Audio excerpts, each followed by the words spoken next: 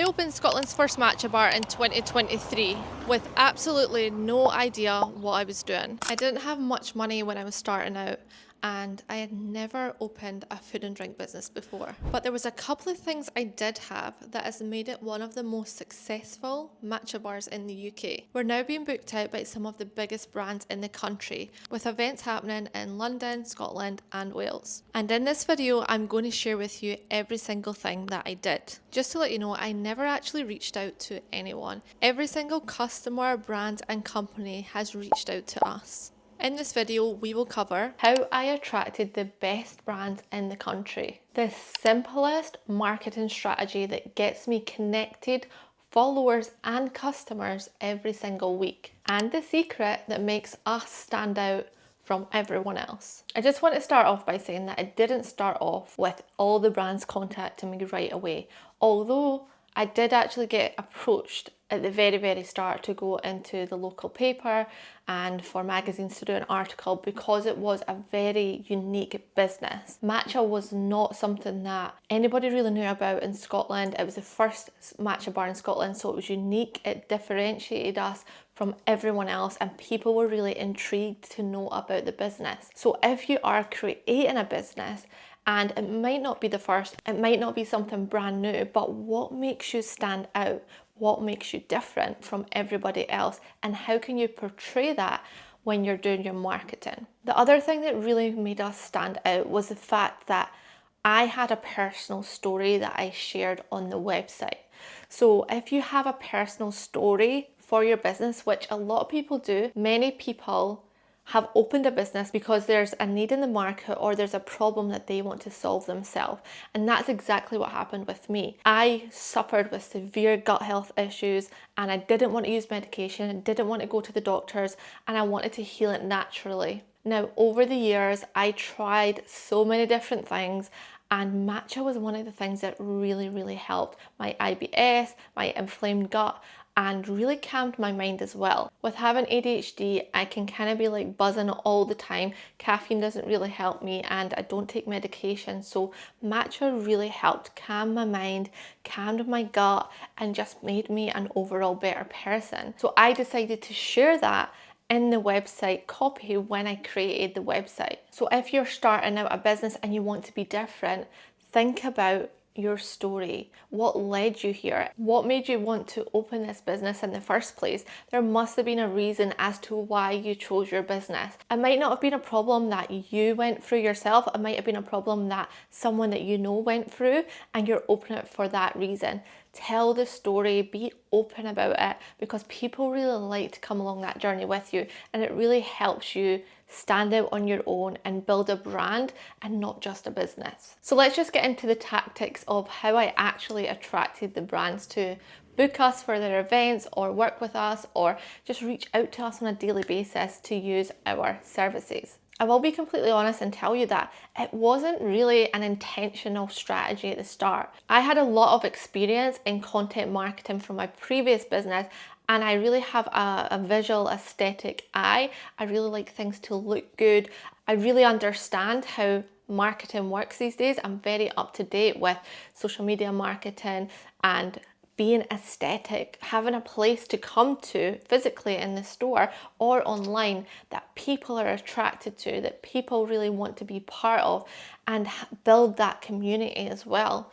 One of the main purposes of opening it was just after COVID, I really wanted to bring that human connection back together, and people really needed that, and they really wanted to be with other people and be part of a community, and that was a wellness community, the matcha community for us. So really think about, what is your values as a business?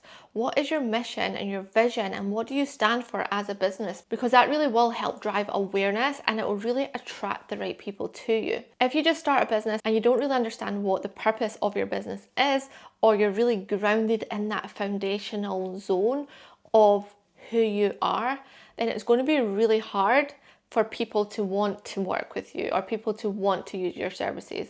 Because if you don't even know yourself, then how will other people know that they want to work with you? People want a brand that's confident. People want a brand that's unique. People want a brand that stands out on their own and really oozes that nice energy. doesn't matter if it's a business or a person, you are your business, especially when you're starting out. So make sure that you portray that. And people will just be like magnets. They will just want to come to your business. So the main things I did was have a website and an Instagram account.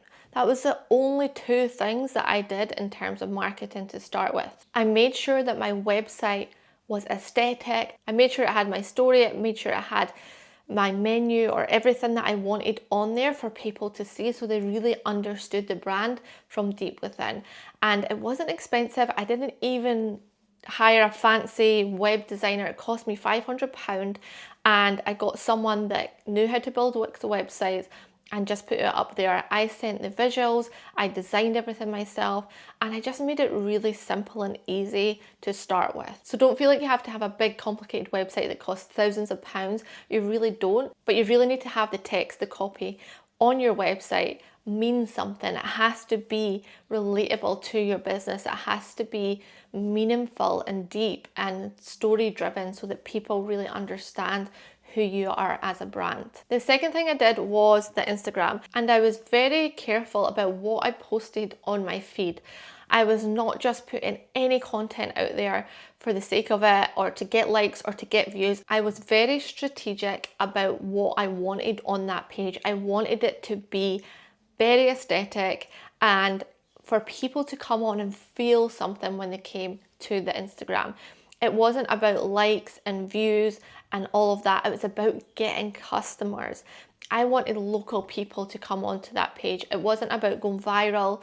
It was about really building a strong brand and for people to really understand what we did. I was doing a lot of educational posts at the start so people could understand what Matcha was. I was showcasing our drinks so people could see what we did. And I was keeping it very visual. I wasn't posting a lot, maybe once a week, maybe twice a week, sometimes like once every 2 weeks. So it wasn't like I was posting all the time.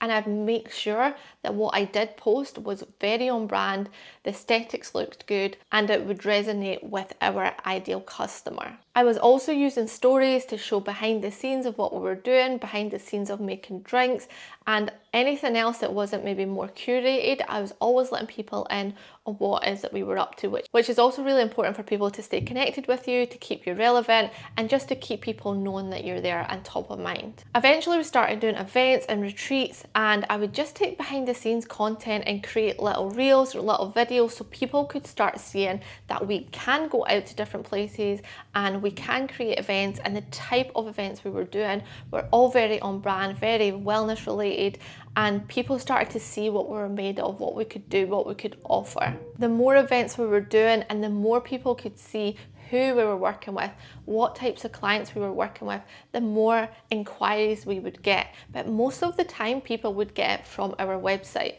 because we had a section on events and I had all of the copy there to show that we can do corporate events, we could do private events, and we could do festivals and everything like that. And I made sure that I had pictures to showcase what we could do.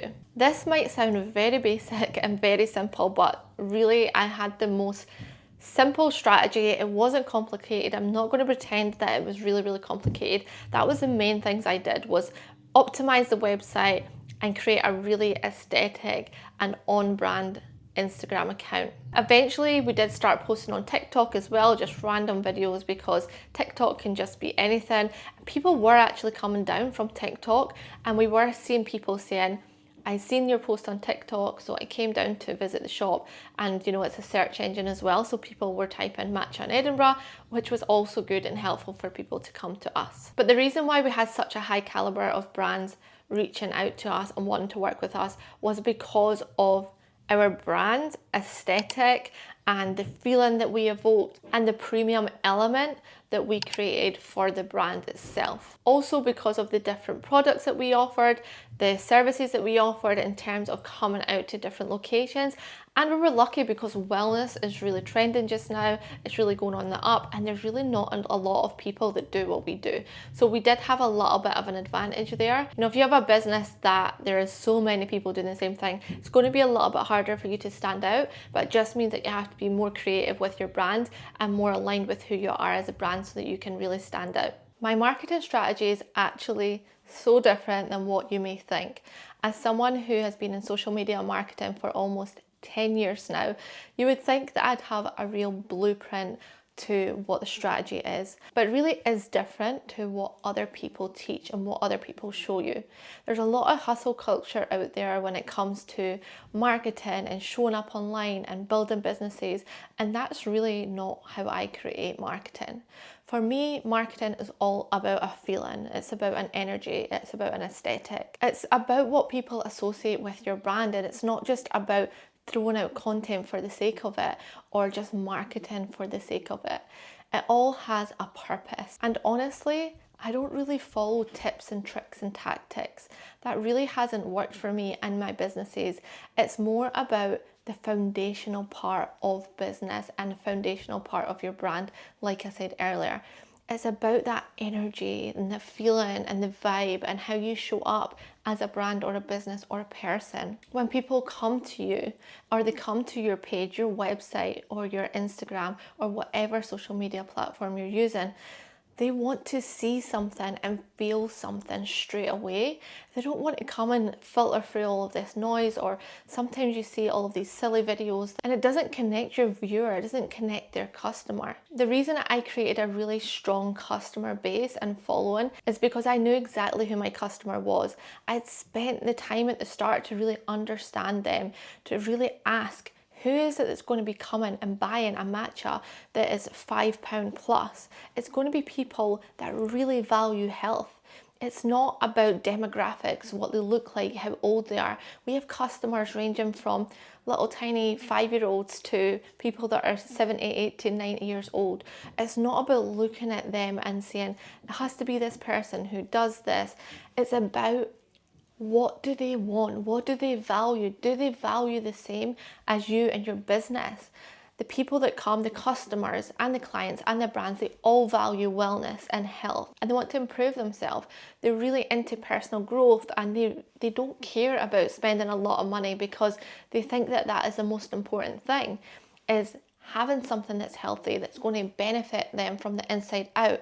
Maybe they want to look good, maybe they want nice skin, maybe they're suffering with severe gut issues and they just don't know what else to do. I really spent time on that part, and that is really what grew the brand, because I always had that in the back of my mind. I actually did add it all into my business plan, which I can leave below. You can see my whole business plan if you want, but that is what I wanted to create, and that is who I wanted to reach. I knew it wasn't going to be Joe Blogs down the street that wants like a cheap sausage roll and a coffee from Baines or Greg's. That wasn't our ideal customer. I knew they weren't going to come and spend over £5 on a drink. It had to be someone that was, an athlete, someone that was maybe a gym user or Pilates or yoga, or who were already doing things. They were very health conscious, and that is where the brand came from. It came from that person. And really being connected to them, being connected to the customer. When people come into my business, we really give them time. We really educate them on Matcha. We educate them on the benefits. Every member of staff that I bring in, I make sure that they know all the benefits of not just the matcha, but the superfoods and the drinks. It's the customer experience. It's not just a brand to sell a product to make money. It came from passion. It came from real care of wanting to help people. I suffered so much with my gut health that I had really bad skin, brain fog, just irritated all the time, and I had no energy. And I knew that matcha could help. I knew that it helps me. So I really wanted to help people.